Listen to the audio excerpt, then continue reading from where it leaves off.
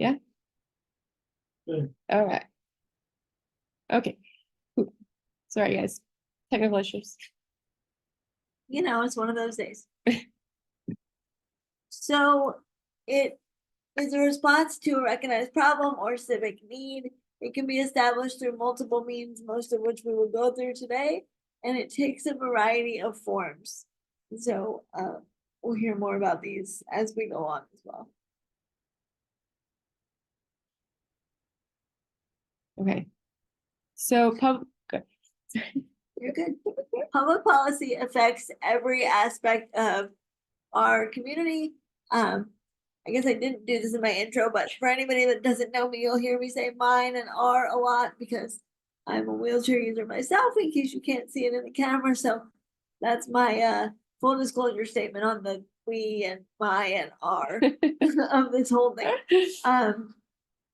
So it's your supports and services, the accessibility, the healthcare, the education, all of those things that really allow us to be fully participating members of our society, right?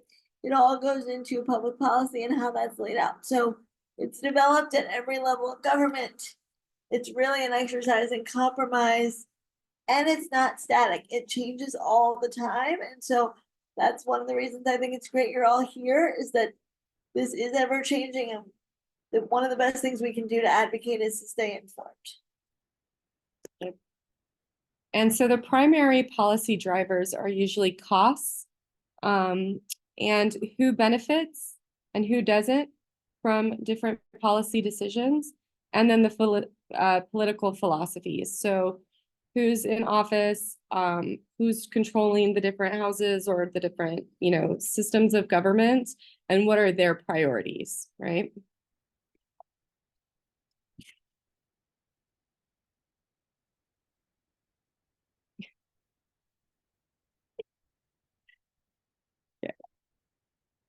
So how do we impact policy? We do that through advocacy. And so advocacy is the act of pleading for, supporting, or recommending active espousal, right? So asserting your position on an issue in an effort to persuade either elected officials, policymakers, like-minded individuals and organizations, and community. Right? This is about exercising our voice and our right and our duty to positively affect society. Absolute and undeniable necessity for us to be advocating for our kids and for ourselves. Yeah. And right now we're doing a lot of advocacy. So I don't know if you guys have seen a lot of the stories that are going on, but I know Brandy Kuhn is here with us today. And Brandy has been a major driver in building grassroots coalitions to help us, kind of come together and advocate as one. And that's really what this is all about, right? Having many voices join together for a common cause. So you guys can see that these are some of the things that we have been doing in this movement to try to make sure that DDD is fully funded, right? So we have been doing surveys to see how the Pay Parent program is, helping to support your families and your loved ones. And that was a huge response, you guys. We did that. We put that out there, and I think in 4 days, we had over 1,000 caregivers take that survey, which is absolutely phenomenal. And those numbers just speak to the level of advocacy that you all are doing on your own when you have time to do it, which is also phenomenal, right? Putting together collages that tell the stories of our families, and then also making sure that our stories are being heard on the news. This was a thing that we did here recently in our office with my kiddo in the background running around. But I also know that Holly, I think, was another advocate who went on and told her personal story. I think it was News Channel 15. But keep going out there, keep talking, keep telling your story and sharing your story with everybody. And that's really what advocacy is about, right? And mostly you'll come to find that advocacy is all about education.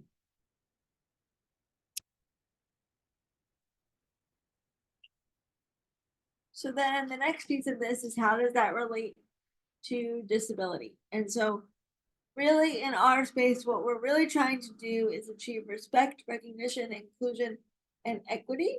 And I think all of these are super important. And I think what it speaks to is that oftentimes in the disability space, in the disability community, a lot of the individuals making the policy and advocacy decisions that affect our lives don't have anything to do with the disability community or the disability space. And so they're making decisions about people that, quite frankly, they don't have the authority to, which leads us to nothing about us without us. And that's what makes our voices so important, is that as members of this community and valued members of this community, we are the ones that should be not only telling our stories, but also explaining the impact of the policies and of the changes and of the advocacy, because we're the ones that live it day to day. You guys live this with your kids day to day. And so we need to educate the people that are in the spaces making the decisions, because disability is something that, unless you know it intimately, is pretty convoluted and misunderstood. Mhm. So we have to change that. Yeah, and the other part of like the nothing about us without us is that you guys will see that with a lot of advocacy that we do, even as caregivers, like we will usually bring our kids. Like it was really great. And when we did that News Channel 12 piece, that Jackson, my son, just happened to be here, but he was super funny. He was not in that room at all. And as soon as the cameras got set up, he like sat down on the couch and he was like, yep, like I'm going to be on camera and I'm going to make sure that I'm here present in this space.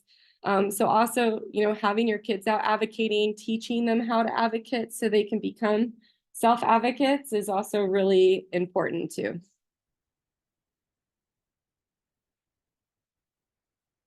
And then this is just to show the difference between equality and equity. I think oftentimes they get used interchangeably, and really what we are trying to go for here is equity. So these pictures illustrate it pretty well. Equality is everybody gets the same type of accommodation or exposure to participate. And so if you all get the same thing, that still doesn't lead to an equitable experience. Whereas if you're each accommodated in the right way and we can bring our full selves to situations, we're creating equity for individuals in the disability community. So it's not about blanket solutions, it's about how does everybody show up and participate fully to the best of their ability. Yeah. Brandy, did you have a question or you want to make a comment? I'm just going to make a comment real quick about including our kids in advocacy.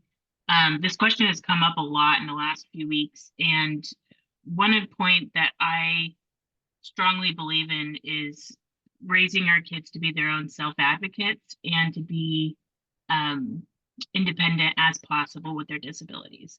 And so I've had the question asked to me often of, do you feel like you're exploiting your child when you're including them with media stories or sharing their story or bringing him along as I do press conferences or things of that nature.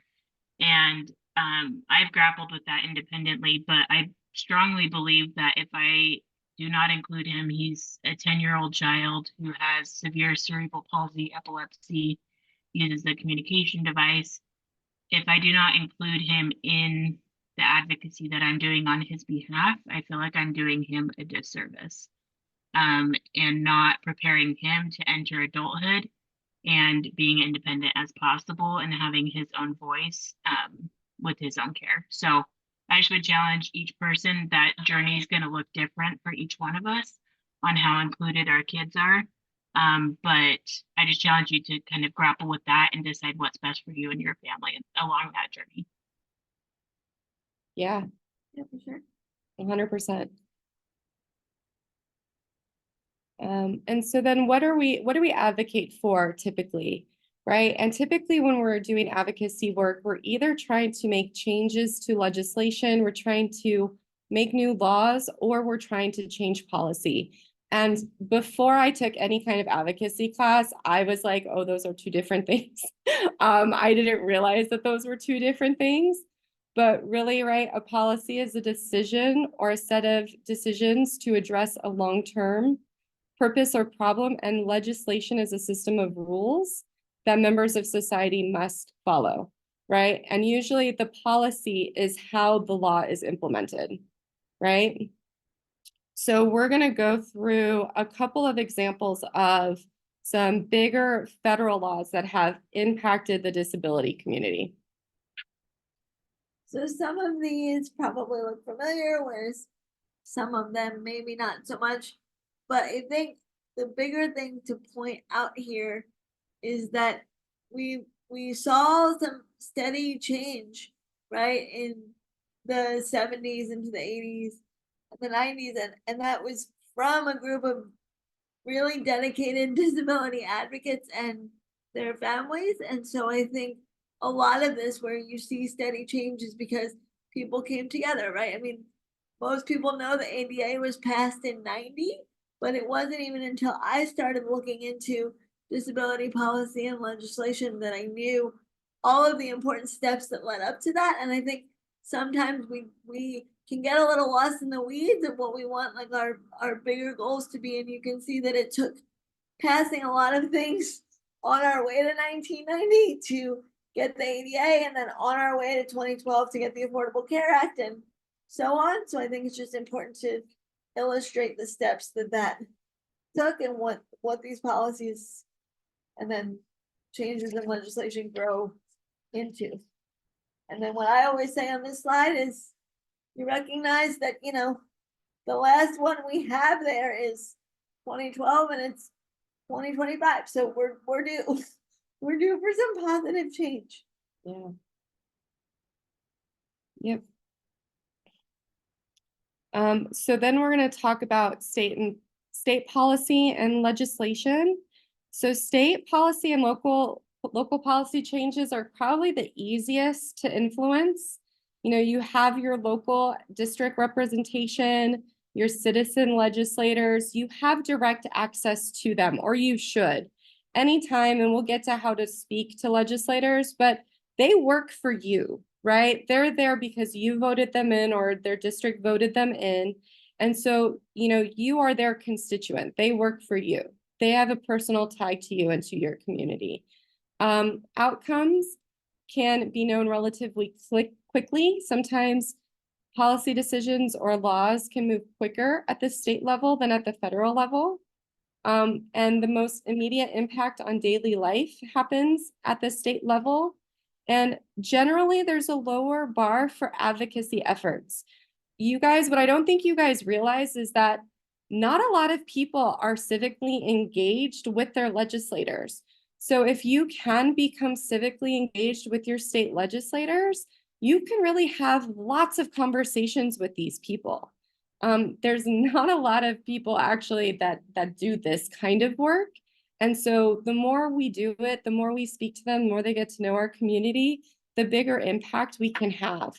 And most of the time they do want to get to know their constituents.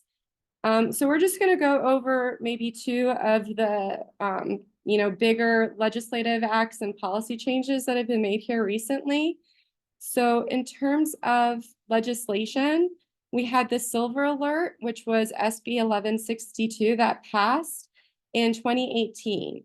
And what this meant is that it included people and individuals with developmental disabilities to be included in the state Silver Alert system.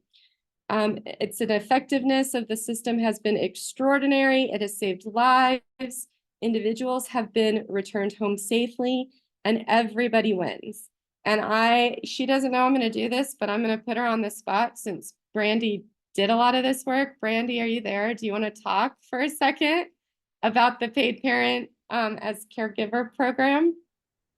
I can do that. So, and there's a lot of misinformation floating around about this at the moment. So I'll kind of start at the beginning with Parents as Paid Caregivers. It started in 2020 as a flexibility under the Appendix K waiver to allow parents of minors to be paid providers for attendant care and habilitation in Arizona. This was a flexibility that was offered to many states during that year, but not very many of them adopted the permanent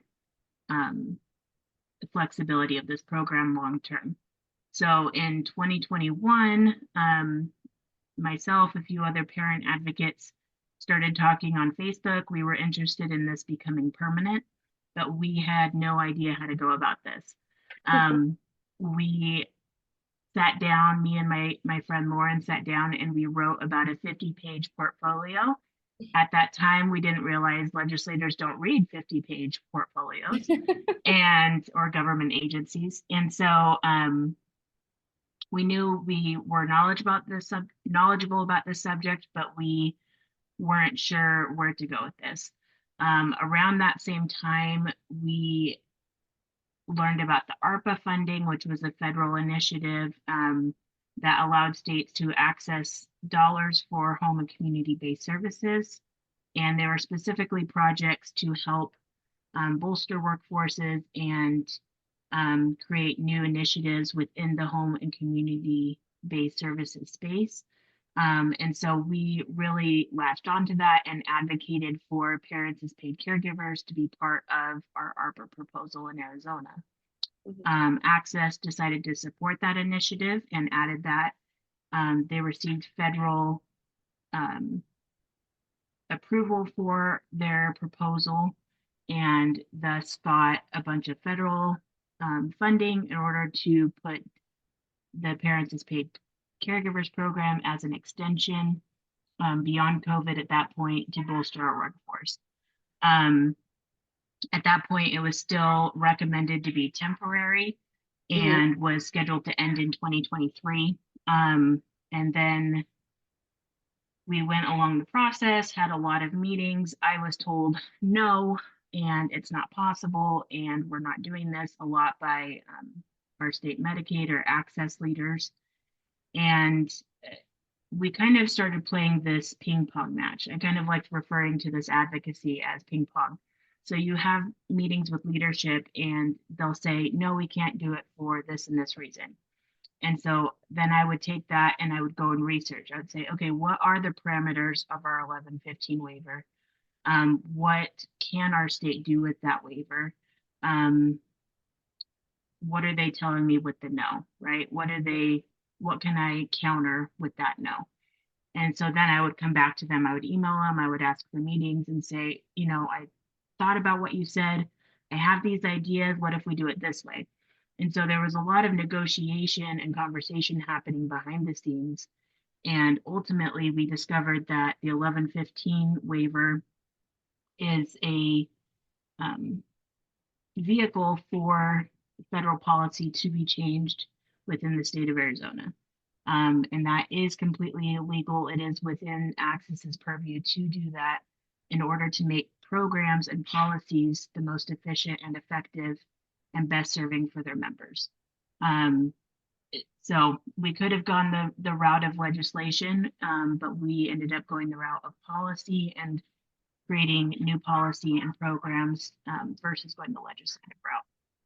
So hopefully that was a decent on the spot explanation. I just want to keep you on your toes.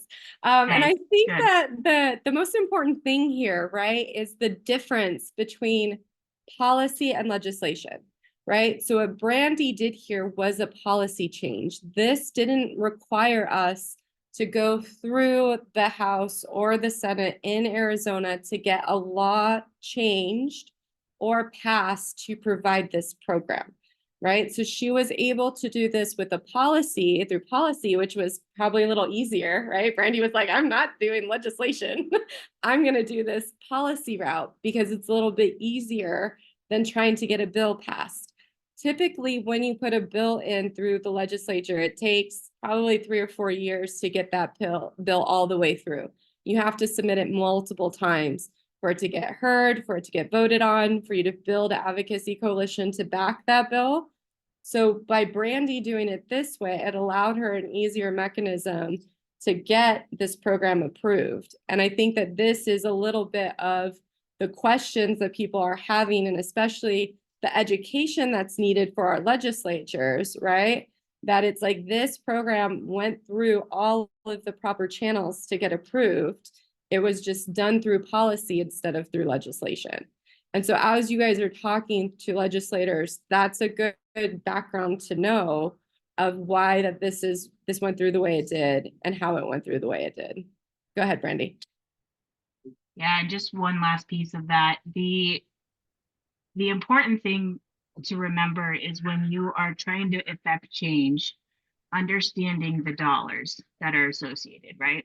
So if there is a dollar amount associated with the initiative that you're interested in pursuing, you most likely will need to go through a legislative route. But if you are looking at policy, and this is how I looked at the Parents as Paid Caregivers program, if there is a service that is under delivered or not properly or efficiently administered to the members it is supposed to serve, you have an argument there for expansion or growth of who is providing that care.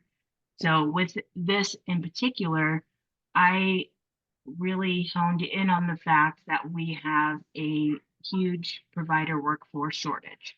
Mm-hmm. And attendant care and habilitation, or all DDD services, you could bump into this, have a right to be delivered to our members in our state. And so Parents as Paid Caregivers was an expansion of the DCW workforce in order to provide the services that are already assessed for those members. So we weren't asking for an expansion of services, which would add dollar amounts to the state budget. We were asking for an expansion of who could provide that care.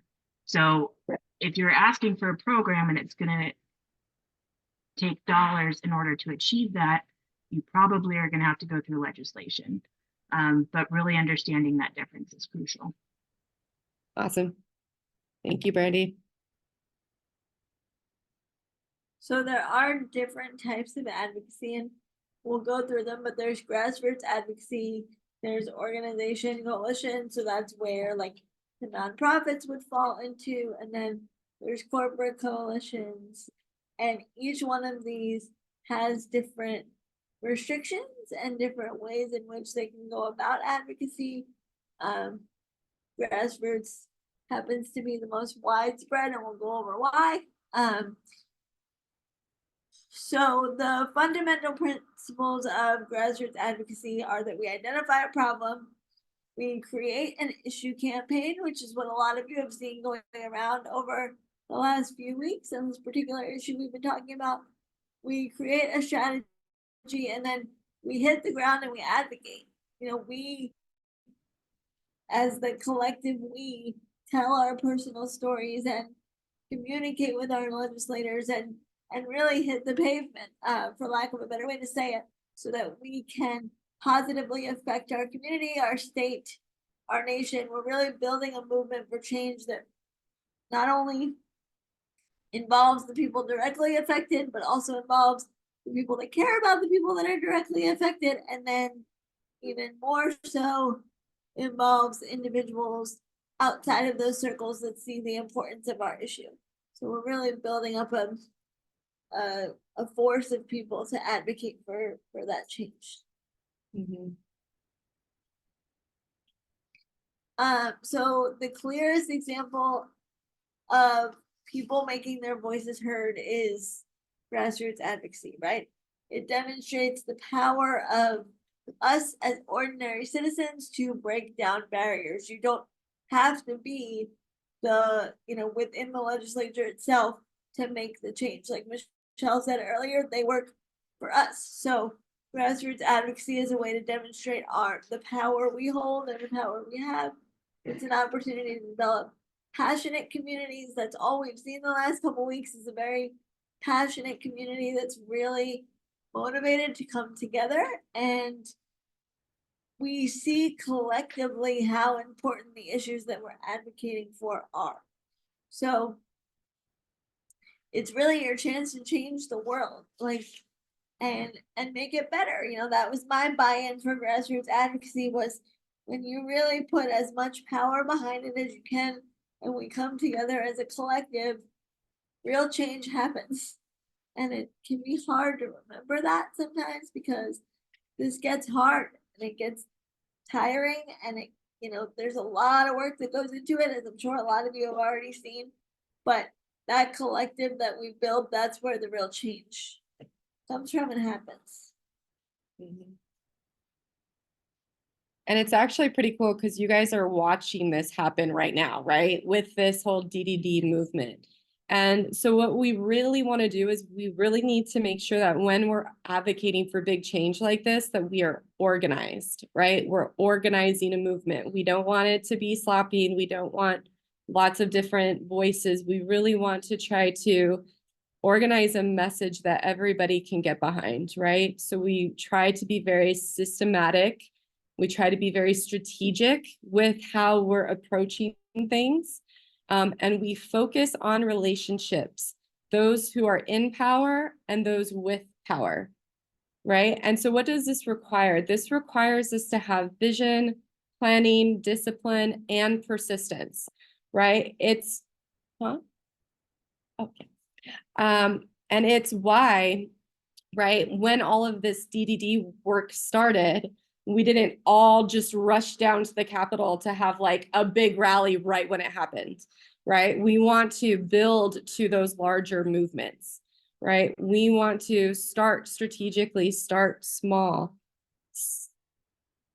Start by having you guys build those relationships with your legislators, reach out to your legislators, tell your legislators what is happening, give them time to respond to us, right? It's almost like what Brandy's saying, right? Like a ping pong match. So I'm going to reach out to my legislator and let them know X. They're going to respond and say something else, and then we respond to that. So we don't want to just hit everything at the same time. We want to try to build on our movement over time. So we kind of started with, you guys reaching out to the media, right? Or reaching out to the legislators, talking to legislators, telling them what was happening, educating them. And then now we're in this phase where we're reaching out to the media. We're starting to get our stories in the press. And then we'll move on to bigger actions over time. And Gabby was like one of the ones who was like, oh, we got to make sure we're doing this very strategically. So I don't know if you want to add anything to that. I mean, I think you summed it up really well. We've had a lot of conversations about this over the last couple of weeks. There are steps to this, and I think one of the most important things to remember, and I'm guilty as charged, so like I'm speaking from personal experience, but it's really easy to get really emotional about these issues and be like, these are my rights and nobody's gonna take them, and I am gonna go full steam ahead right now and fix all the problems, right? But it's like advocacy, and especially grassroots advocacy, it's collaborative, or if it's done well, it's collaborative. So we have to be able to show that we were willing to collaborate and we were willing to come to common ground with people. And I want to just differentiate that when I say common ground, I don't mean compromising our rights, because I think that gets confused too. It's like the common ground is that, our what we're legally entitled to and what we have the right to is upheld, but in a way that works for the system, right? And then when and if that doesn't happen, then we escalate our approaches a little bit and we keep things going. But it really is meant to be systematic so that each of the things we do can work for us and not against us in the advocacy space. Okay. It's an important lesson. So the current makeup of the Arizona legislature, and what it looks like in the federal system as well. So here in Arizona, you can see that the Republicans, right, are in charge of the Senate and the House. We can also see at the federal level that the Republicans are in charge of the Senate and the House.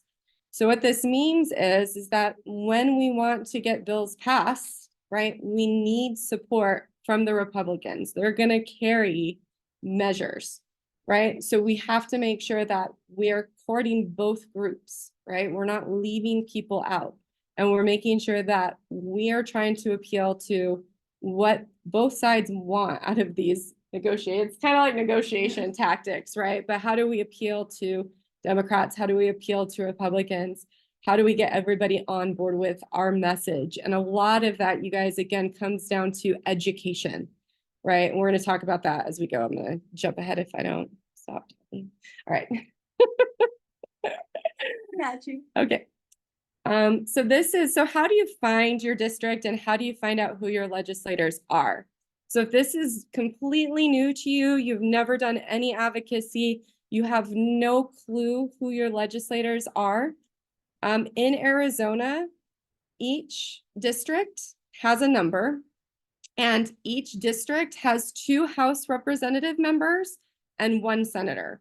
So if you go to this website, azleg.gov/findmylegislator. And you all get a copy of this Mhm. after we're done. So if you want to click directly on these links, you will be able to. Yep. But if you click that, it'll tell you what district you're in, and then it'll help you find who your legislators are. Now, again, this is important because your legislator works for you, right? So when you write to them, you say, hey, I am your constituent. I am in your district. You are my legislator. And let me tell you, they pay a lot more attention if you are in their district than if you are not. So even through this call to action, we've been saying, write to all of the people in the House of Appropriations meeting or committee, right? But it's also important for you to reach out to your legislator if they're not in that committee, right?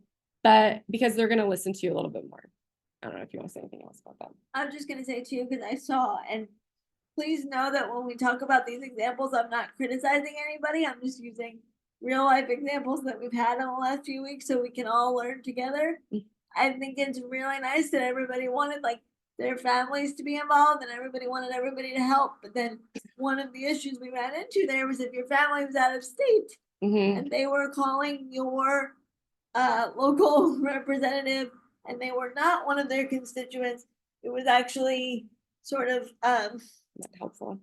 well, unhelpful or like holding back our efforts in a way because those things don't carry as much weight when you can't say, I'm the person that's going to vote for you. Right. And so we have to kind of keep in mind, like, and it's great. We want to involve everybody that we can. But in what ways can those people also get involved and help us? Because calling our reps with a bunch of people that don't live here actually sends the message we don't want, which is don't answer the phone calls or the emails. So that's just one example of like why there are systems in place to do a lot of this. And then Jason, if you see any questions in the chat you think we need to answer, just let us know.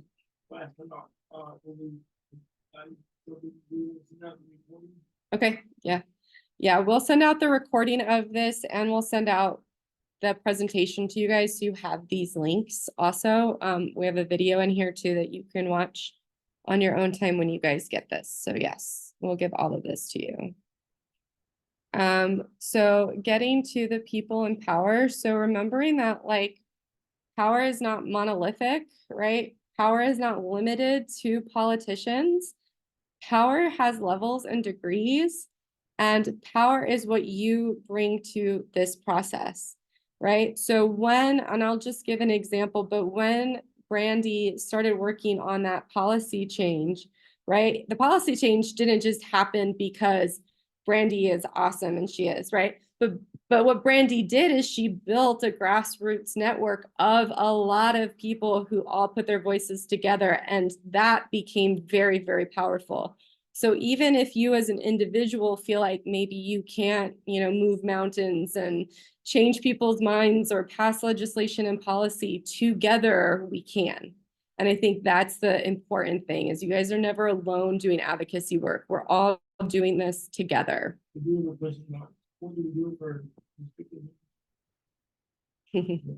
Gabby?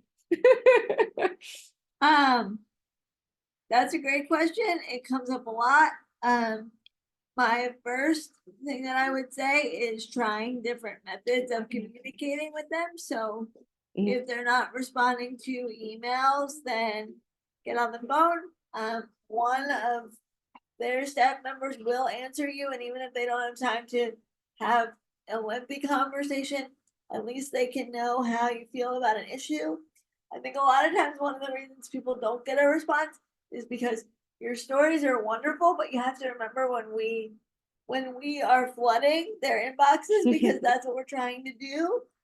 It can be a lot to read, 500 emails from your constituents in 2 days.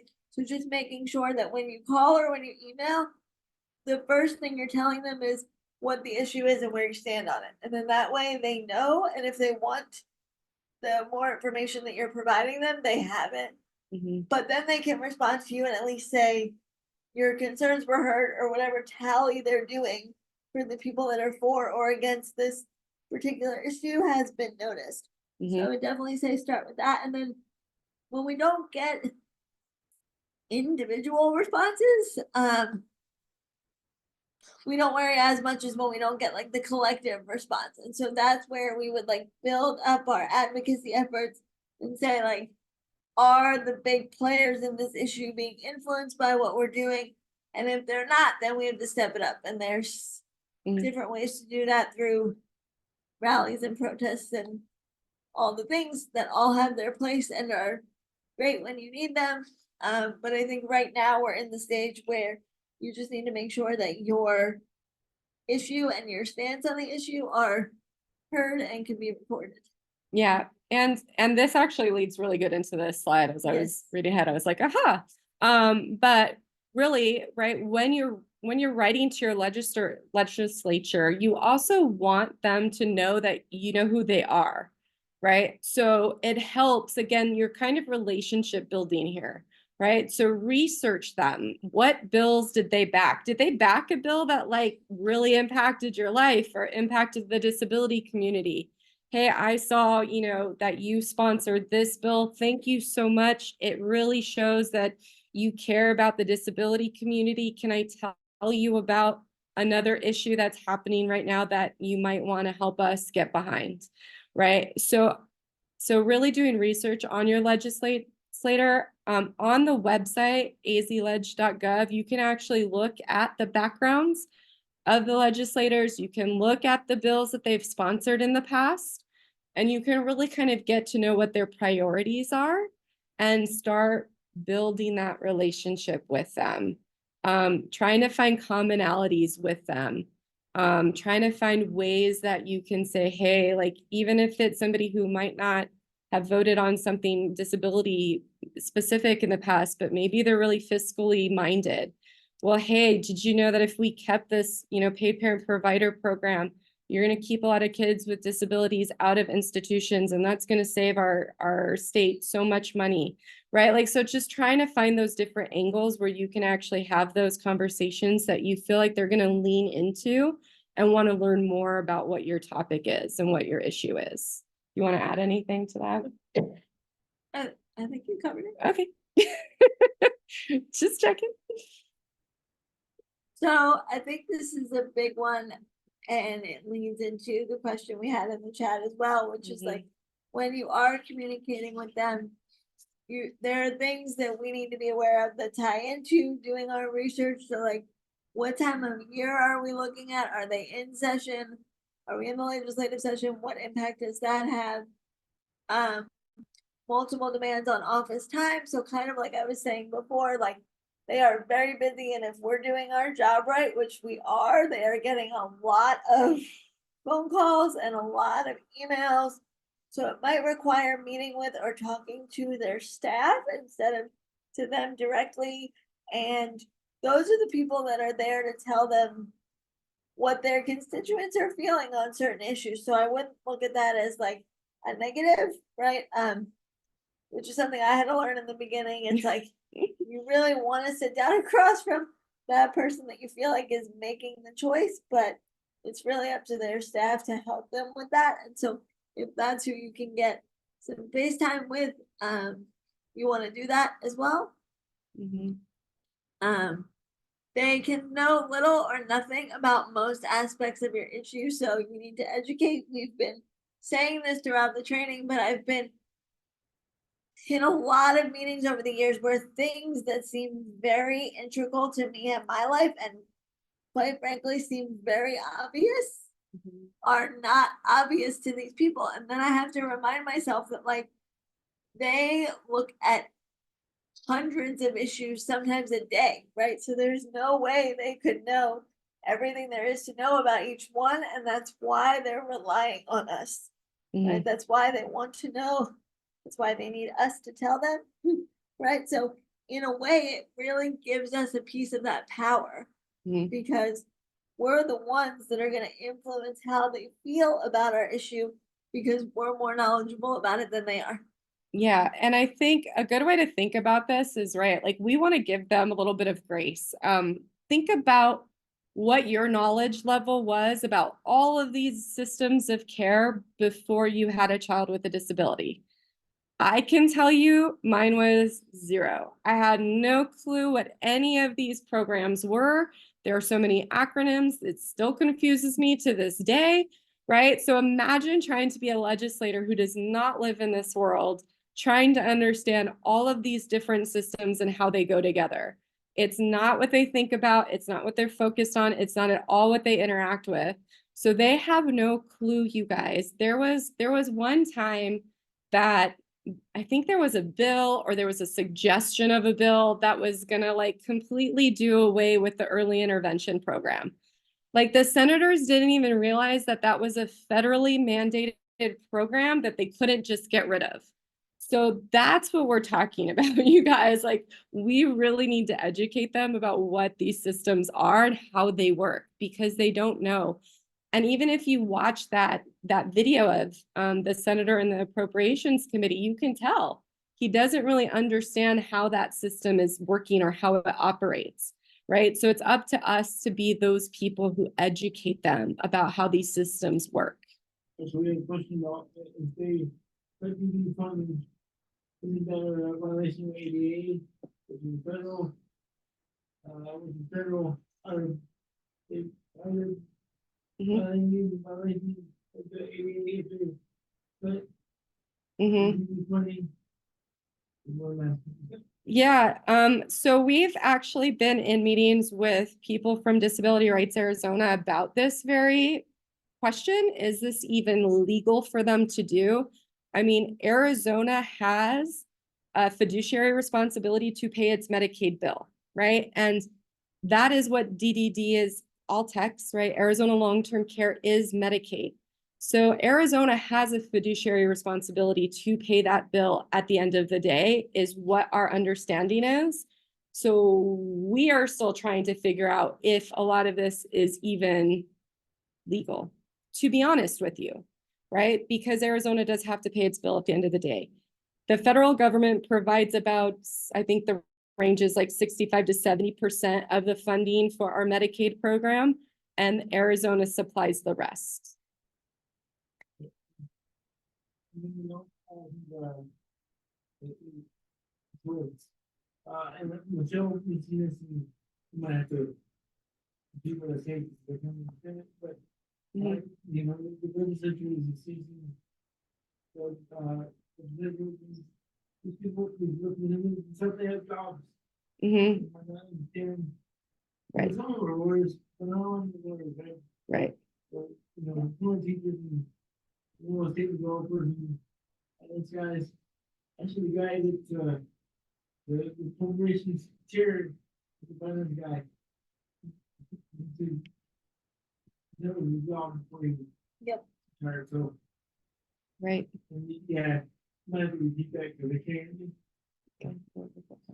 He was just saying that a lot of people that are there and making these decisions, it's citizen run, so they have other jobs and other responsibilities. Some are lawyers, not all of them are lawyers, right? Like they don't know the backgrounds of all this. And so I think I'm summing it up when I say like that's part of the education that we have to do, right? Mhm. Because as Michelle said, you know, Medicaid is federally required right now. I think the other issue in doing that education is that like, yes, right now the services are federally mandated, but also like how those services get delivered and what that looks like is where Arizona as a state has a little bit of wiggle room. Yeah, Right, so we need to know that that is being put in place the way we need it to be and the way that meets our needs. yeah. Also, Brandy has her hand up. Go ahead, Randy. I was just gonna share a quick story today. I was listening to the House Health and Human Services Committee meeting this afternoon, and it was fascinating because there's a bill on the table. I don't know if that's what's the right term, but there's a bill that will essentially consolidate and make the Altex and DDD application process more efficient by putting forward where members go through the Altex application prior to the DDD application. And if you're approved for Altex, then you're automatically added to DDD. And I was listening, and I'm particularly interested because I'm really trying to do my research on the legislators that are on the Appropriations Committee, which controls the money, who some of which serve on this committee. And so that's an example of research that I'm trying to do. But hearing how much they didn't understand about that application process was fascinating. And I was like, okay, so if you were, I wanted to raise my hand virtually and say, the fact that you are so confused about this process is why it needs to be consolidated and improved, because it's so confusing. So anyway, we're confused too. Yes. And so that's just a quick example of we know these programs better than the people who sign the check, if that makes sense.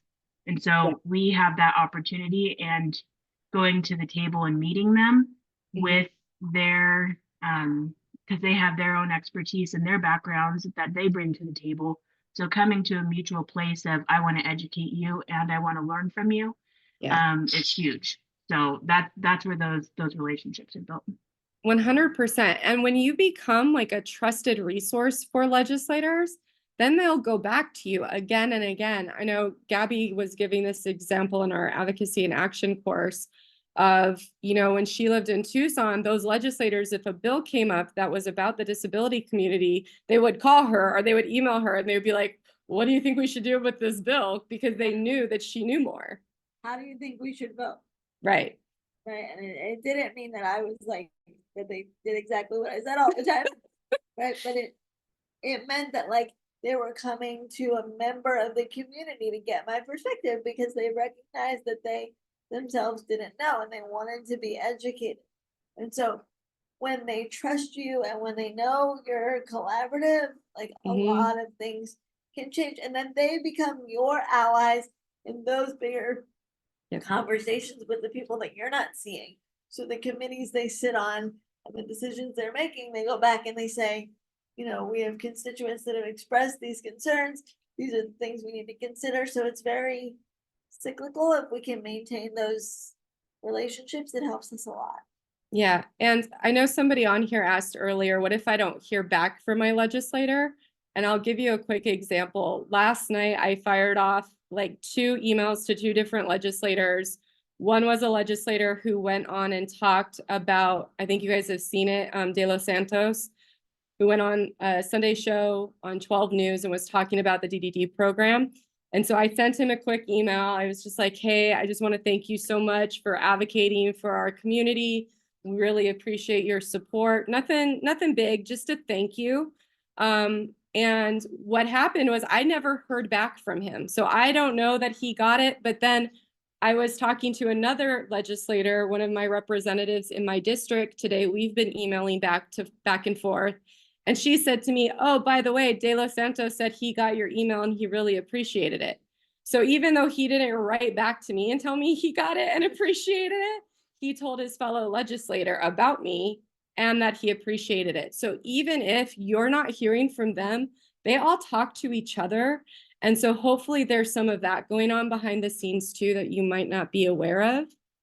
I just want to answer another question that's in the chat. Somebody asked about the fiscal information and operating and spending. It's way over my pay grade, but I know DDD is having a bunch of town halls this week where I think they're going to go over a lot of their data of where they're spending their money and how they're spending their money. So I would say go there for that kind of information because it's on Wednesday. Okay, it's on Wednesday. But I would go there for that kind of information for sure. Okay. Let's keep going here. All right, so reaching out over email, right? Again, you guys want to introduce yourself.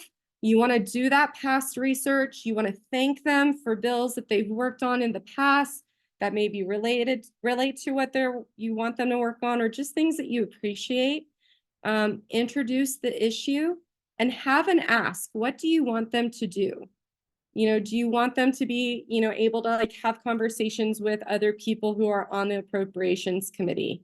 Do you want to sit down with them in person and help to explain how these programs impact their constituents, right? Are you comfortable asking for those meetings and speaking to legislators? And I can tell you, you guys, it's nerve-wracking when you first start doing this work, but then you just realize they're just people. They're just people like you, like me, who really just want to do better for their constituents. And once you get more comfortable speaking to them, it just gets easier and easier to do that kind of work. Reaching out by the phone, again, calling them. Have a script ready, you guys. I'm a big script person. Everybody in my office is like, yeah, like I like to be over prepared. If you're somebody who wants to be over prepared, write out what you want to say, write out the message that you really want to get across. Describe the reason that you wanted to talk to them or wanted to educate them. Request a meeting. Identify a time when you can meet. Hey, I'm going to be at the, you know, Disability Day at the Capitol. Is there a way I can meet with you on that day since I'll be there? Right? So trying to find a way, trying to make it easier for them to meet with you. I'm gonna do this Well, are we gonna go through the forms? Or Hmm? are we gonna do Show the this live? video. Oh, no, that's okay. We'll just do this. So for those of you that don't know, you can actually share your thoughts on our request to speak system. And that's a system you can use to tell senators and representatives your thoughts on an upcoming bill.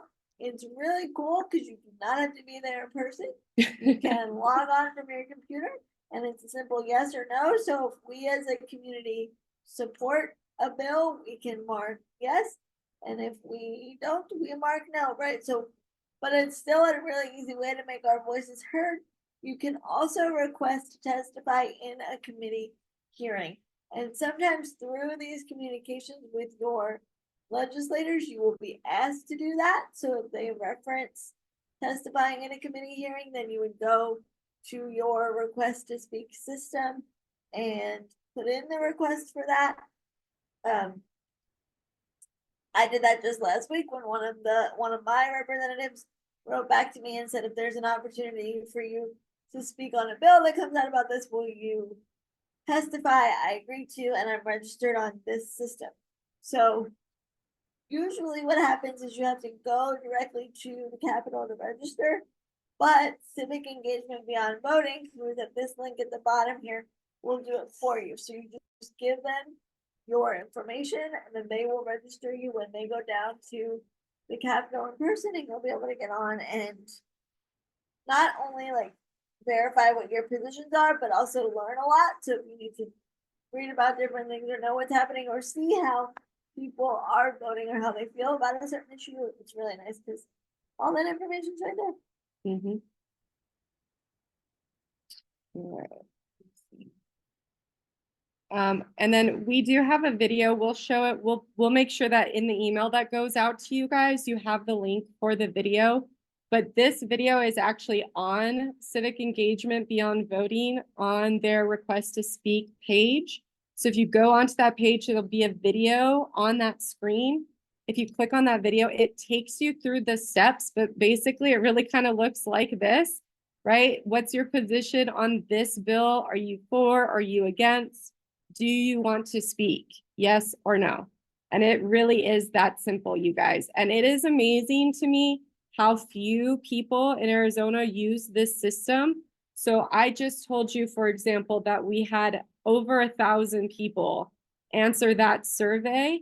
If we got 1,000 of you guys to go on and put in your opinion on bills that affect the disability community, that weighs really heavily on these legislators. If you guys watch them before they vote, they're usually on their computer and they will pull up the request to speak while they're sitting there and look at how many people are for or against certain bills. So this stuff does matter. This is how you also, like Gabby said, say whether or not you want to show up in person and testify.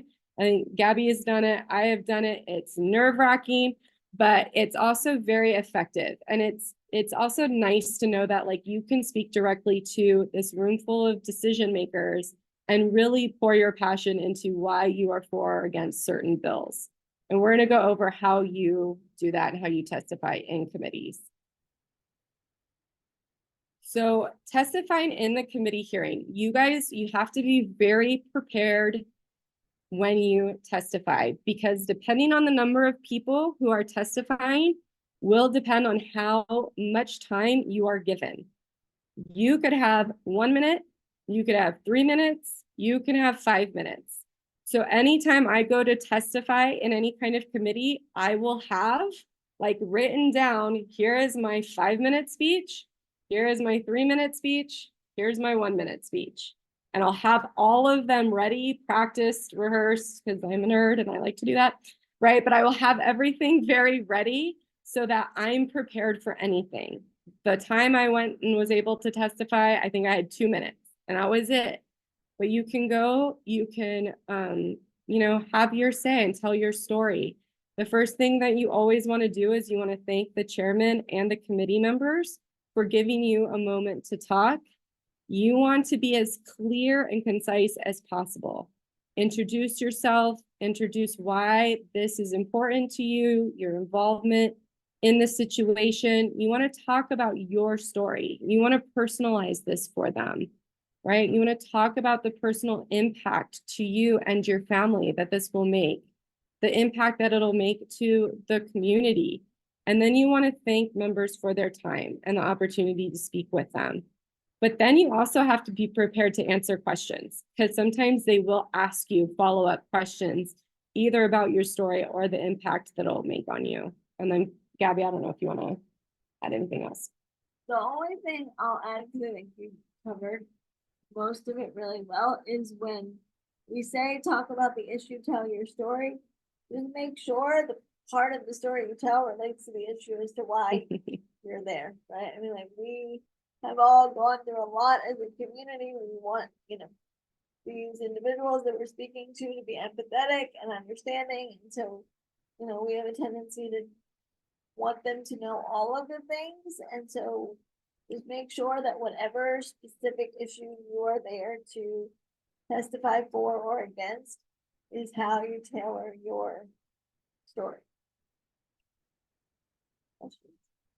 Yeah, my hand was up there. Just to add to what you guys are saying. Also, it's important to know if you get asked a question by one of the legislators, you have all the time in the world, so you can craft an answer to educate them, and that's why it's important to also email them beforehand. So, and you can tell if you don't want to, you can say, "Hey, ask me this question so I can expand on my time," because then you can talk all day long. So it's important to know that. Yeah, it's important. Jason was saying, Like, once they ask you a question, you're not limited by the amount of time you have to speak. So once they need more Sure. information, you can talk as long as you need to answer their question. And like Jason was saying, some of them will say, if you email them in advance, ask me about that in the hearing, so I can ask you a question, and then you can elaborate. So some of them will work with you and be like, oh, okay, I'll ask a question about that, so you can keep talking. Which is a nice backdoor strategy. I will say, in my experience, that works better for when you're like, I'm really trying to pass this bill, as opposed to I'm trying to get you to not. Yeah. Just in my experience, they're a little more like when we don't want bills to pass, they're a little more like, okay, you're at your time, see you later, bye. So you really gotta like get in there and say what you want to say. I'll also say, just from the couple of times I've done it, just be prepared for their opinions to not match your opinions. Right? And that's really hard, right? Like, hard. These are our lives. And so when somebody has a really strong opinion about your life that's the opposite from your opinion. In our heads, it's like, how does this not make sense to you? And that's what you want to say, and you want to say it very loudly. So just being mindful that like that's not the space for that. And Mhm. you have to be able to say, like, at the very least, we're agreeing to disagree here because that's not accurate. And it's okay to say that as well. Like you don't have to. I think sometimes there's a tendency to want to agree with everything they say because they're giving you the floor. Like it's okay to leave it at like, no, that's not how I feel about this, and this is why. But we just want to make sure we're doing that as respectfully as possible. Yeah. And I have to say, like, I give Brandy and the other parents, I know there were a couple other advocates and caregivers in the room when that initial meeting happened. And kudos to you guys who just kind of sat there and listened and didn't have like that outward reaction that I know you probably wanted to have. But it is really important to do our best to maintain our cool in these spaces with these legislators, which is, like Abby said, easier said than done. So that, look at it, flows perfectly. How did we do this? It's like we've done this before, maybe. So how do we channel, right? How do we channel our emotional response, right? And I know that this has fired up a lot of us, right? But it's like pouring our energy into advocacy, right? So with big advocacy comes big emotions, you guys, and we totally get it. And we have to make sure, again, that we are keeping our tone respectful, that we're keeping our information based on facts and on topic, right? Keeping our message very concise. You, again, are working towards building relationships with your legislators. You want them to become your ally and not your enemy. Can So, you say real quick? yes. It's more important if somebody asks you something to say, I don't know, and I will find the answer for you, than to try to give them an answer if you're not 100% sure that the answer you're giving them is correct. Mm-hmm. Because we want to continue to be a resource. And so if we put facts out there that end up being misinformation, they're not going to keep coming back to us to be that resource of the people that know the issues, right? So if somebody says something to you and you're not sure what the answer is, it's okay to say, that's a really good question. Let me get your contact info and I'll find you the answer and I'll follow up with you. I think sometimes we get intimidated and we just want to tell them something that sounds like we know what we're doing. But just like it's not on them to have all the answers, it's not on us to have all the answers either. Mm-hmm. You keep One question? Okay, so, and then again, it's going back to that as a, like, the legislators don't know what they don't know. And if they're not a part of this space, they don't know a lot, right? I mean, it took me a couple years to figure out how all the funding streams work. Who's paying for who's not paying who, like, this is Medicaid, this is not Medicaid. Where are these funding sources coming from? So if it took us a while to get there, it's going to take them a while to get there too. So just give them grace and educate them about the processes. And remember that you are a giver of knowledge and information. Okay. I'm staring at Jason and Jason's laughing over here. Yeah. One for the chat, but I think too, just to speak on the emotions of it all, it is really important that if we are going to make ourselves like outward facing advocates who are putting this information out there, whether it be on the news or on social media, like if anybody watches that clip I did on Friday, you hear me say to him, like, I could say lots of things because he asked me about my feelings on the issue. And I literally say on camera, I have lots of feelings and could tell you lots of things, but most of them aren't very nice. Mm-hmm. Right? Like, so I still got my point across that I was very unhappy about it, but I did not say this is freaking ridiculous because that's what I wanted to say. Right. And so I think we just need to kind of take a beat. I think, especially on social media, which we'll get to in a minute, that's even more important because those things spread like wildfire. And then that I mean, I know everybody's intentions in the right place, but that ultimately hurts our issue. That does, because then it gives them the opportunity to say that we're not credible. Mhm. So it's a delicate balance, folks, but know that we understand your emotions and we understand why it's emotional. Mhm. It's just you have to have spaces to put those emotions that aren't as outward facing sometimes. Yes.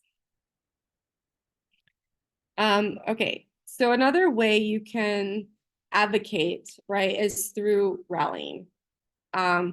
And so when we rally, we want to make sure that we rally peacefully. And I have seen in the chat, as I've been monitoring throughout this conversation, I know that many of you are really ready for this step, right? Everybody's gonna be like, yay, we really want to get out there. We really want to rally. We really want to, show our pride in our community and put faces in front of the legislator about who this is affecting. And I just want you guys all to know that we are, stepping into those types of advocacy. Again, this is like a step ladder, right? We're starting here, we're doing this, and then eventually, if we don't get solutions, we move into this space. And I do want you guys to know that that is on our radar, it is something that we're thinking about. But when we do have rallies, right, we need to make sure that we're planning it together. We're creating signs and slogans and t-shirts, and maybe we're developing flyers that help communicate our message. If we do this, we will alert media. We will try to make sure that we have a lot of people there. But we also really want to make sure that during these kinds of events that we have point people, right? You guys, if we did have something like this, like you want to make sure that you have somebody in the crowd who is the spokesperson, who is the person who's going to speak to the media, speak to the cameras, talk to the legislator. So having somebody who's a point person in a rally situation is very important. And then we want to share on social media and we want to keep it peaceful. Now, Gabby is our resident expert on rallies. And so I'm just going to turn it over to Gabby for a little bit to talk about how to do this peacefully and how to keep your cool during these kinds of situations. Yeah, I think I just want to draw your attention to like it purposefully on the side says alert media to your rally 24 to 36 hours before. I think a lot of us who start to hear like when we're doing this and where we're doing this, that's an important point to keep in mind. So like there, if you don't see it on social media yet, there's a reason for that, right? Like, so just be mindful of, like all of these things have a process. As far as rallying peacefully, I think most of it is like Michele said, like identifying your point people, identifying like what it is that brings you there to that space. I think for me, that was really important. And just understanding that like if I don't do this in an effective way, this is not just me. Like when you're in those rally spaces, not only are you not alone, hopefully you're with a lot of people. And so like my actions influence what happens to everybody that's there and everybody that's advocating with me. And so I think that really helped me to keep it peaceful and organized. I also think like, we have a responsibility to kind of like look out for each other and keep each other safe and protect each other and all of these things. And as long as we can get our message across in ways that are peaceful, and I also want to say like peaceful doesn't mean completely non-disruptive, right? Like the point of a rally is for people to know you're there.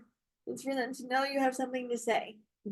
So we can totally do that. Nobody's saying don't do that. It's just do it in a way that doesn't bring negativity to our message. And people that are violent or cursing or screaming or whatever bring negative images to our messaging that we want to avoid. Michele knows like the first couple of times I did this, there were people around me that were like, okay, I think you need to go take a minute that is like away from here because you're detracting from the message, right? Like you screaming at that lady that came out of an elevator that doesn't know what's happening isn't going to help our message.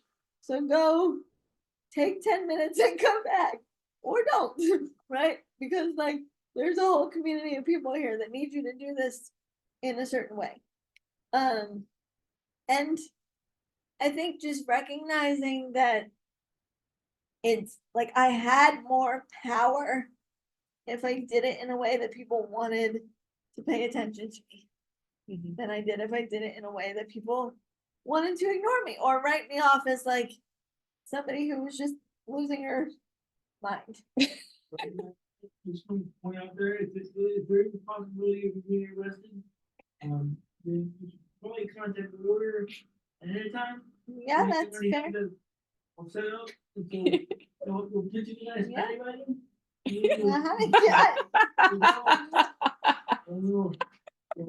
Um, also, I want to put since we're Yeah. going there, might as well go there. Sorry, it's late at night.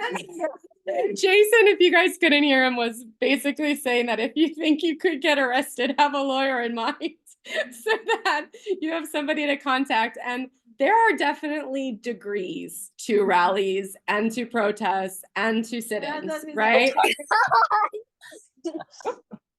Go ahead. There's a right, like we can rally, and then we can protest. Like in my mind, those are even two different things. That when you're protesting, there is, like Jason said, the possibility that you could get arrested, and so to have the things like a lawyer in mind is super important.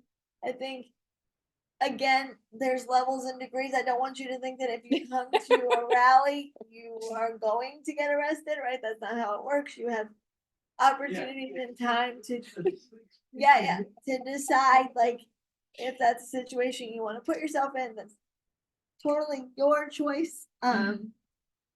You know, but that is all still considered advocacy, and it's a way to get a lot of attention, and sometimes our issues need a lot of attention. So Right. there's definitely a time and a place for that. Right. Yeah, Okay, go ahead. Is there a question? thank you. Cynthia, go ahead. Oh, you couldn't hear him. Oh, okay. I think you put it in the chat, Cynthia. Okay.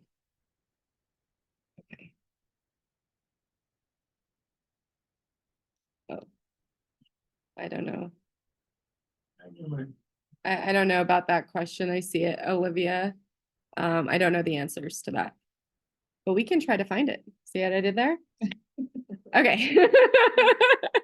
All right. So like Abby said, right, there's like that step ladder of our advocacy, right? Contacting legislators, getting to the media, having rallies, and then maybe doing protests, right? But you're stepping up every single time the type of advocacy that we're doing. And we need all of it. We do need all of We need it. all of it. We need all of the steps. Like if it's not this issue, there will be another one that needs to be escalated, right? But I like wherever it is that you fit into those things, like we call it the pitchfork approach to advocacy, right? Because we need people that are willing to do all of the things Michele just said and then some. So wherever you fit is totally great. Yep. Okay, so guidelines for utilizing media. So these are just kind of, we'll talk about each one of these a little bit more detail, but it must be hard news. We'll define what that is in the next slide. You want to think about visuals. You want to be quotable. Anytime that I go in for a news interview, if it's on the radio, if it's with a reporter, I always try to think of what am I going to say that they're going to use, okay? Because we sat with that reporter for an hour the other day. How much did you guys hear from us, right? It was like 2 minutes worth of sound of us from an hour worth of us being spent with him. So you always want to make sure that you have nuggets, you have quotable lines that you are definitely going to get out there. And I have had interviews with people who have not asked me the question that I was like ready for. And they'll say, do you have anything else to add? And I'll say, yes. Well, you didn't ask me this question. You were on how I would answer it. And then I will read out usually what I have in front of me, what I want them to say. And usually that's the quote that they'll use because it's what I've really concisely prepared for that interview. The other thing is do reporters work for them. If you guys are reaching out to media, send them, hey, here's my information. Here's how this is going to impact me. By the way, I've also attached some really cute pictures of my family. You can include those in your story, right? Here's another person that you can contact to talk to. Here's the times that I'm available. How do you make it easy for the press to actually cover the story? We're going to probably send out a big press package tomorrow that's going to contain survey results from Brandy's survey. It's going to contain the joint statement from all of the disability advocacies. It's going to contain, you know, emails and phone numbers of like 4 or 5 different advocates that they can contact, along with their family pictures already in there. So again, we're making it really, really easy and enticing for them to cover the story because we're giving them the story. Right? We're making it easy. Here's what you cover and here's how you cover it and here's who you talk to. And you already have cute little pictures of their kids. Right? Who's not going to take that story? And this. I have a question about the legislative tour or came right now in the Illinois legislature. This is another community, so who are the people that you consider candidates?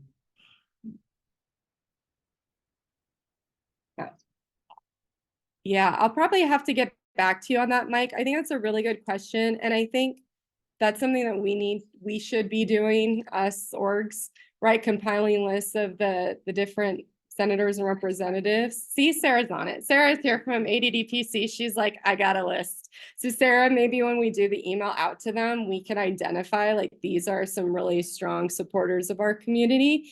And then you guys can reach out and even just thank them for being strong supporters of our community. But I think that would be good. Cynthia, go ahead. Sorry, I was having problems with my this might be a bad thing to say, but I'll just put it out there. I have done some legislative work in a different state and have got myself in trouble. You can do prepaid legal shield and they will give you a lawyer on speed dial. There you go. I'm being serious. Yeah. And I've also worked for the federal government, so I have a little insight to that. But what I did want to say is thank you for all your hard work.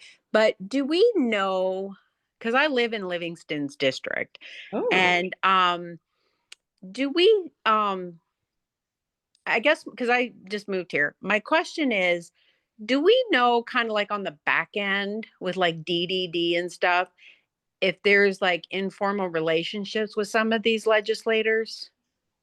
I don't know the answer to that question. And the hard thing about like the position DDD is in, and I think DDD will speak to this, but DDD really can't do a whole lot of lobbying or policy work, right?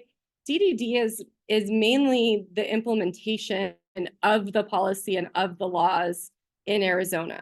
So in my mind, and I've written and had conversations with DDD, and you guys can even ask them out the town hall that we're gonna have, but really they don't have a whole lot of say in what is happening here. And they really can't influence or lobby for policy or legislative changes. And Brandy, I don't know if you're still here, but I know you have sat in 2 different conversations with Livingston. I don't know if you want to just kind of update how those went to the people who are here. Yeah, sure, I could do that. So I've had 2 different conversations with Livingston. Both were very productive. Most of it was him asking questions about DDD and Altec services, how they're delivered, and kind of brainstorming together different budget saving ideas and things of that nature. And so I would come out and say that those conversations were very collaborative. And I think he's really trying to find the balance of, you know, having the numbers make sense in his brain and also providing services to kids with disabilities. His mode of achieving that, I don't 100% know yet. We're kind of waiting for his next step, but that's kind of what I got from my inside conversation. And I think I would remind everyone as well, when we're watching these public committees or these hearings or different things like that with either state or federal legislators, they're putting on a display, right? When those public meetings are going out, they're putting on a display of their position and their stance so that they can have a strong purview to speak from. And so the one-on-one conversations are huge to really frame what you're asking and to be collaborative, and they will generally meet that energy and meet you there as well. And that's where influencing and changing their mind takes place, if that makes sense. Yeah. So I don't know if that answers your question, but That was great. Thank you, Brandy. And so you guys know, just too, like, it also just helps you guys know who are out there and doing all this advocacy work, that he is making contact with some of our advocates and is trying to figure out a solution, right? So your voices are being heard, the emails are being heard. He is making contact with Brandy about trying to find a solution to all of this. Okay. So just remember that when, I'm sorry, Brandy, I'm on the clock, so I gotta go. Jason gave me the 5-minute call back there. So you want to make sure that when you're, telling a story to the media, you have your human interest angle and you include a call to action. So guidelines for utilizing the media, again, must be hard news. So large numbers of people involved or something interesting. Someone notable delivers the message. Maybe there's a new program launch, you're sharing new information, something unexpected or unforeseen occurs. Something like that just happened. There's a new angle on an old story, right? Or there's a connection with other breaking news. So that's just kind of the definition of a hard news story. So making sure, again, you're building relationships with reporters and editors. And if you become, again, that trusted source, when something happens in the disability community, they're going to call you. When Gabby and I were interviewed the other day, we did not call Channel 12. They called us.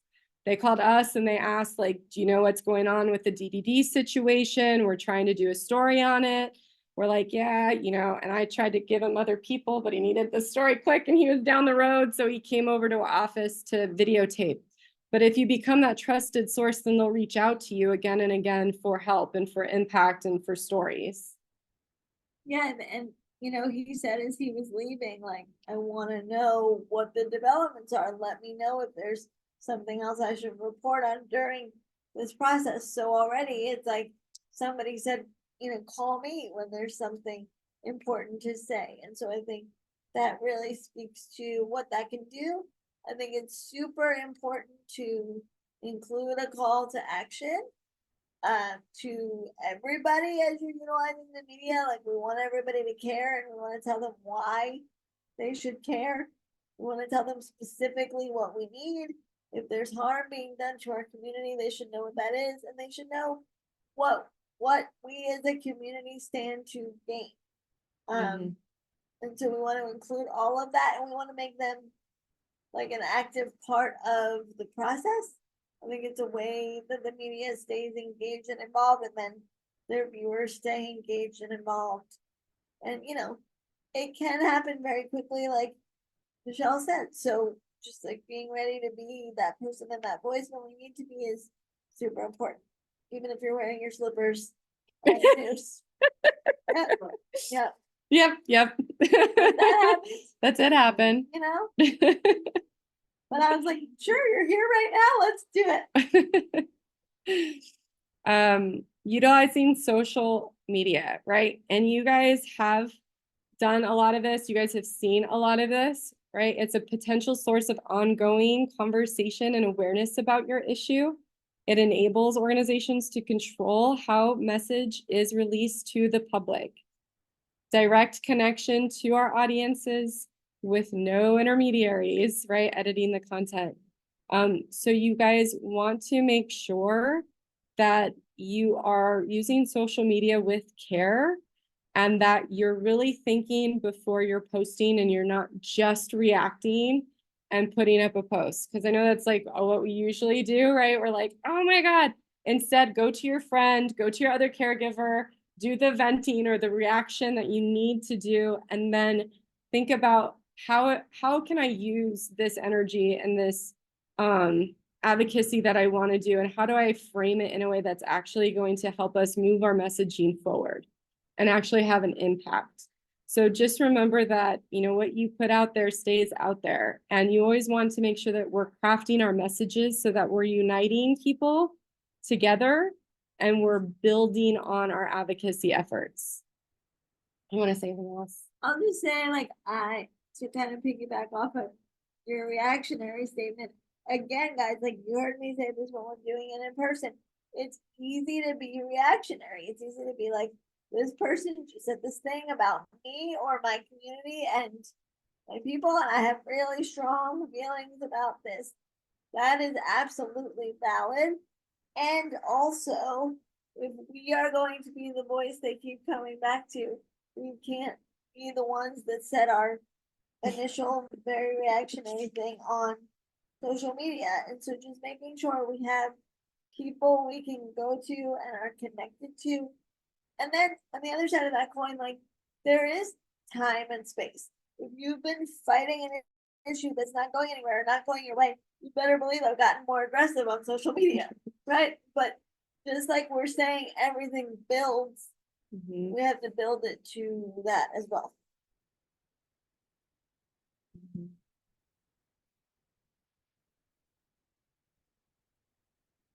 Okay, I know, Jason. Hold on, we got one more slide. That's it. That's it. This last slide. Jason's like, I'm out of here. I'm on the clock. All right. So, It's the caption. oh, okay. I'm sorry. Sorry, Jason. Okay, sorry.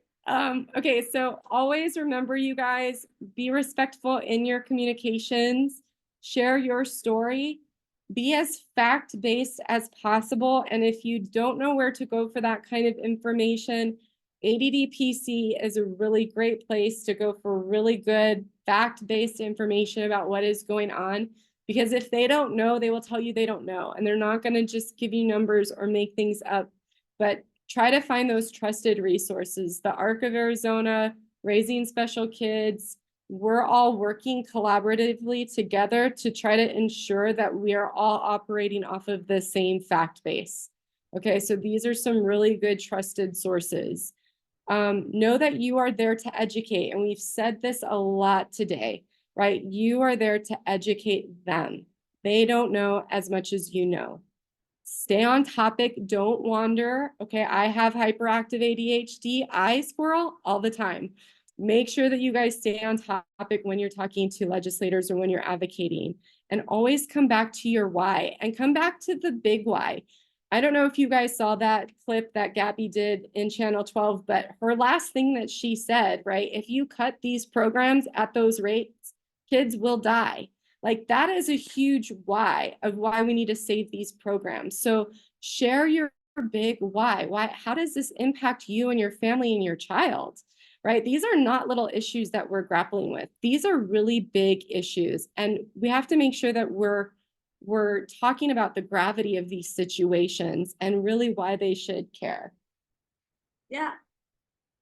I think the why for us is going to be different than, like, just as an example, the why for like somebody that's covering our story or somebody that is talking about it in a committee meeting, right? So our whys are going to be the most powerful. And so recognizing what that main why is, I think, is so important. I think sometimes, and I'm guilty of this myself, but we get into how that issue is going to affect just us personally.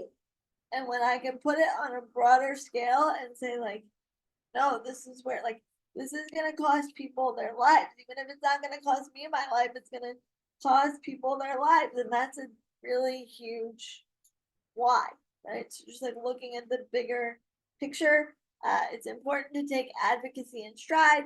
We all need balance.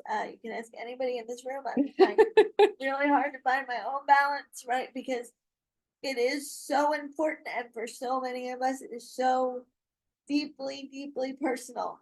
And so just knowing that you have spaces to turn and people to talk to, and it's okay to step back and take a break, I think it's really important because you don't have to do all of the things. I mean, you guys can see how many people are on this call alone. If you can't pick it up today, somebody else can pick it up today. I think this gets really heavy when you put it all on you to do the thing. So just making sure that we maintain that balance and take care of our mental and physical well-being is super important. This is a marathon, not a sprint. Yeah. And just to plug a little bit, but if you guys need space to relax, to unwind, to connect to other caregivers, Care for the Caregivers has tons of community events, tons of support groups, tons of meetups, tons of dinners, virtual, in person, whatever. If you're feeling isolated, please know that you're not alone. We are all here. We are all here together. Connect to your community. Make sure that you guys are taking care of yourself on this journey. I started working out again. I started eating healthier, right? Like, make sure you're taking those steps to take care of you so you can show up and do the advocacy work. I think. Yeah. Okay. I think we'll cut it there. Jason, do we need to stop or can we take questions? Okay. Got that lead, but Okay. Yeah, we can take some questions if you guys have any. the one thing that, what can you find a resources? For yourselves, Where is it? Yeah. Oh, resource, Jessica, if you want to just in the chat, redefine your resource list, what you're looking for, and we'll see if we can find one for you. Most likely on one of our websites, we have what you're looking for. So Jessica, for the Sholo area, we do not have any in-person meetings, but our organization does do many, many, many virtual events. And as long as you can get on a Zoom like tonight, you can jump onto any of the virtual events that we have. Okay. People are ready for action. I'm going to leave with that. Kim, that's so awesome. Cynthia, so our next steps are just make sure that you guys are continuing to write to your legislators. You're calling them. If you are comfortable having one-on-one meetings with them, go ahead and register for one-on-one meetings. Make sure that you're following ADDPC on social media. You're following Care for the Caregivers on social media. We will put out advocacy and action alerts through those channels and just keep the pressure up. This week, we really want to start reaching out more to the media. If you have contacts in the media, if you want to start telling your story to the press, we've just given you a lot of really good information on how to do that. Go ahead and do that. I know we had another caregiver, I think her name was Holly, who did an interview and it was her first time. And she was super nervous, but she knocked it out of the park and she did such a great job. You guys are all amazing advocates for your kids. Don't be afraid of getting your voice out there. Your stories matter. and I think the important thing here, Brandy just put our call to action in the chat. So if you guys want like step by step on how to do some of the things we went over today, that's in there. So go ahead and look at the chat. Thanks, Brandy. And I think the other important thing to leave you guys with is, I know it feels like we've already called and contacted and emailed. We have to keep doing it. And I don't say this to make anybody nervous. I say this because I'm being honest. A willingness to work with us is not a solution. It's a step in the right direction. He is not committed to doing anything helpful at this point. Right. And so we need to keep calling. We need to keep emailing. We need to say, these solutions you're talking about, we need to know what they are. And we need to know what they look like. Right. And we don't have those answers yet. So last week, we got him to the point where he released that statement. Now, this week, he has to know we're still here and not going anywhere. And it's just keeping pressure. In a nice way, but pressure. Yeah. And if you wrote to him before he apologized, then write back. Write to him again. Say, hey, I saw that you put out an apology. I really appreciate that you took the time to do that. Now the next step I think would be, maybe fully funding DDD and, Yeah. passing the supplemental Now, if you could appropriation. Give us the appropriations we need, that would be great. Like, that's what we need you to do. Yeah. Right, and so keeping that pressure on them is going to be very important. Is Yes. that a question at the end? Yep. So Kim asked what social media groups you told us to join. So ADDPC, if you put that in, it should come up, Arizona Developmental Disability Planning Council. Brandy, I don't know if you can put any of those links to the Facebook in there. But also Care for the Caregivers. Thank you, Brandy. And then Brandy has another group that we've been putting out a lot of calls to action in there as well.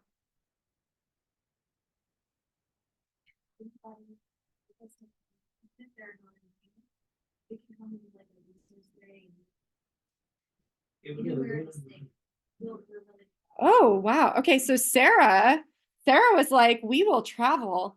So if you guys want to put together, yeah, they can see you. You can talk.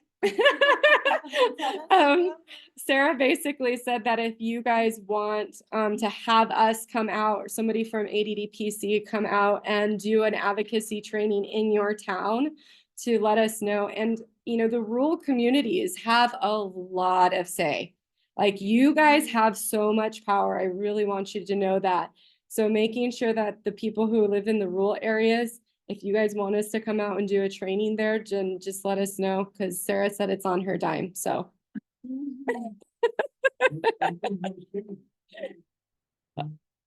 I love it. All right, you guys, I think we'll wrap that up. But thank you all so much for being here today, and keep on listening for, looking for our calls to action. Keep advocating, and take breaths and take breaks and take care of yourself. Good night, everybody.